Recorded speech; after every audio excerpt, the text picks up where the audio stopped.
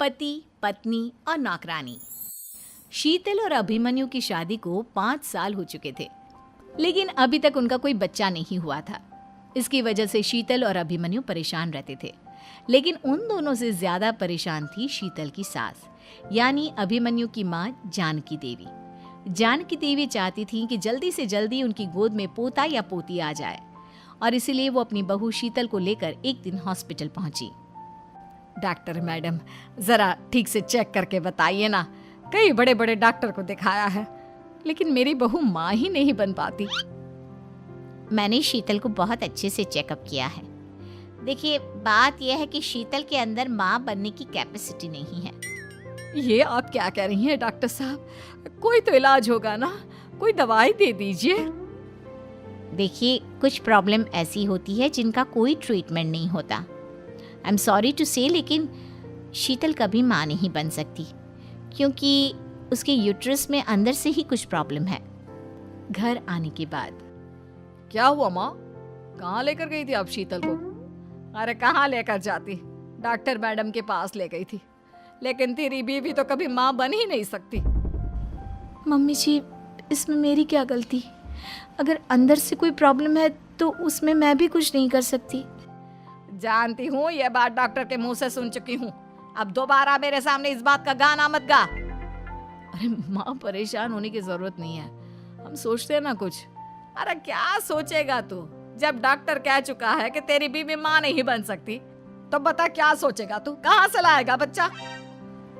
माँ, ये तो मैं भी नहीं जानता। अभिमन्यु, क्यों ना हम अनाथ आश्रम से एक बच्चा गोद ले आए? क्या फर्क पड़ता है बच्चा हमारा हो या गोद लिया हुआ? हाय, बड़ी बातें बनाने वाली। क्या फर्क पड़ता है? अरे क्यों फर्क नहीं पड़ता?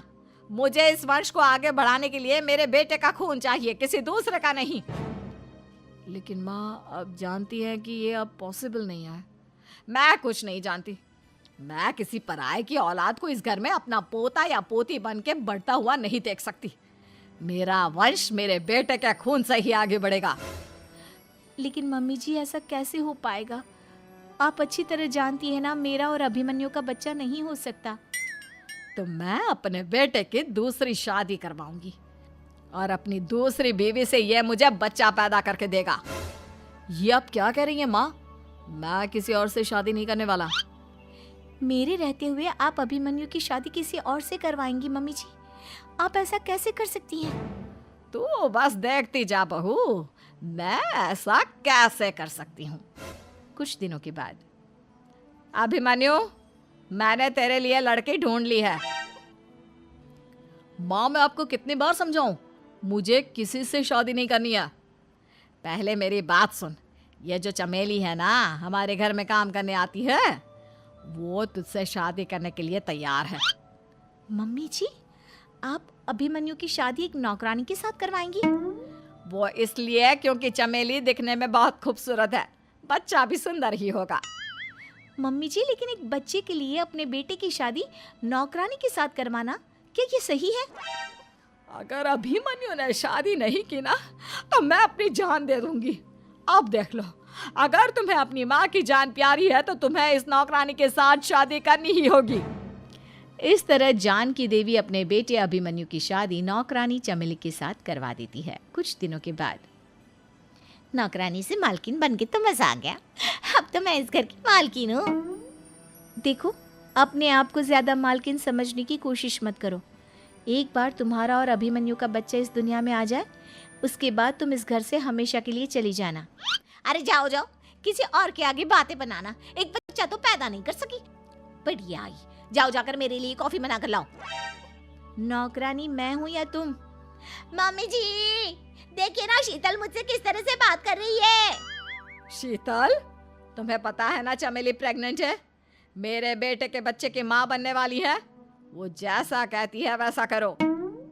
लेकिन मम्मी जी, वो मुझे नौकरों की तरह ट्रीट कर रही है। अरे तो करेगी ना, वैसे भी बहू तुम हो किस काम की? एक बच्चा तो पैदा नहीं कर सकती। जाओ अब घर के सारे काम करो और चमेली को आराम करने दो। थैंक यू मम्मी जी, भगवान आपका भला करे। आप नहीं होती तो मैं नौकरानी से महारानी कैसे बनती। देखो, तुम्हें जो चाहिए सब मिलेगा। खूब खाओ पियो, मजे की जिंदगी जियो, लेकिन बस मुझे एक बच्चा पैदा करके दे दो।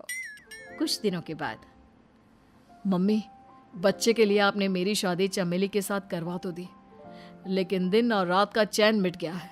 सारा दिन शीतल और चमेली की बहस चलती रहती है। अब शीतल को इस घर में रखने से क्या होगा? मैं तो कहती हूँ उसे घर से निकाल दो, है भी किस काम की। मैं ऐसा नहीं कर सकता माँ, वो मेरी पत्नी है, उससे बहुत प्यार करता हूँ मैं। तुम्हारी पत्नी चमेली है, चमेली, उससे प्यार करो। अरे तुम्हारे बच्चे को जन्म देने वाली है वो। अभिमन्यु, मैं खुद ही इस घर से चली जाती हूँ। वैसे भी अपने ही घर में नौकरों की तरह रहकर परेशान हो चुकी हूँ। घर की नौकरानी मेरे ऊपर हुक्म चलाती है, वो तुम्हारी पत्नी बन चुकी है। अब मेरा इस घर में क्या काम? अभिमन्यु के बार बार रोकने पर भी शीतल उस घर से चली जाती है। कुछ दिनों के बाद चमेली एक बच्चे को जन्म देती है।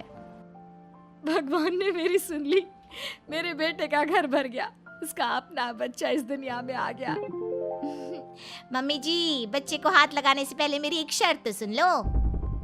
तुम कहना क्या चाहती हो चमेली? आपकी मम्मी को बहुत शौक था ना अपने पोते को खिलाने का। अब देखो, इस दुनिया में हर चीज की कोई ना कोई कीमत तो होती है। तुम अपनी आधी प्रॉपर्टी मेरे नाम कर दो, बच्चा तुम्हारे नाम।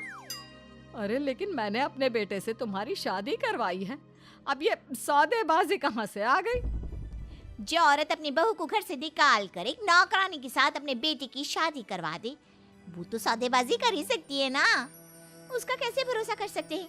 मुझे बस आप लोगों की प्रॉपर्टी चाहिए, उसके बाद ही बच्चे को आप हाथ लगा सकते हैं। मैंने कहा था ना मम्मी, आप गलत कर रही हैं। देखिए, उसका नतीजा आपके सामने है। जब शीतल को पता चलता है कि अभिमन्यु और चमेली का बच्चा दुनिया में आ गया है, तो वो अपने घर पहुंचती है। अभिमन्यु, कहाँ है आपका बच्चा? क्या मैं उसे देख सकती हूँ? कुछ भी मत पूछो शीतल, माँ की हुई एक गलती हम लोगों पर भारी पड़ रही है। वो नौकरानी अपनी औकात पर आ गई है और अब हमसे अपनी आधी प्रॉपर्टी मांग रही है, वो भी बच्चे के बदले में। एक बात कहूँ अभिमन्यु, आप उसे कुछ भी देने से मना कर दो। अरे कैसी बात कर रही हो? मेरे बेटे की औलाद है उसके पास, ऐसे कैसे मना कर दे? मम्मी जी, वो अभिमन्यु का बच्चा नहीं है, वो चमेली और उसके बॉयफ्रेंड का बच्चा है। ये तुम क्या कह रही हो शीतल? ये देखिए वीडियो, चमेली और उसका बॉयफ्रेंड आपस में बातें कर रहे हैं कि उन दोनों ने मिलकर आपको बेवकूफ़ बनाया है और अब इस बच्चे के बदले आपसे प्रॉपर्टी भी हड़प लेंगे। हे भगवान, ये मुझसे क्या हो गया? ना तो बच्चा मिला और अपने बेटे की नौकरानी के साथ शादी करवा दी सो अलग। अब क्या होगा? मुझे माफ़ कर दो शीतल, मेरी वजह से तुम्हें बहुत तकलीफ हुई है। अभिमन्यु, मैंने कहा ना, उस नौकरानी को उसके बच्चे सहित इस घर से बाहर निकाल दो। लगता है मेरे अभिमन्यु का बाप बनने का सपना अधूरा ही रह जाएगा। अभिमन्यु, अपनी मम्मी से कहो कि परेशान ना हो।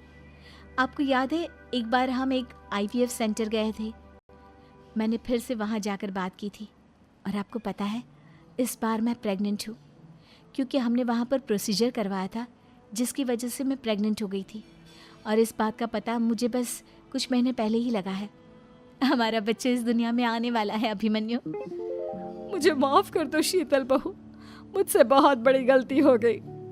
कोई बात नहीं माँ, लेकिन अब हमें उस धोखेबाज नौकरानी को इस घर से बाहर निकालना है और इस घर की मालकिन को वापस घर लाना है, वो भी अपने बच्चे के साथ।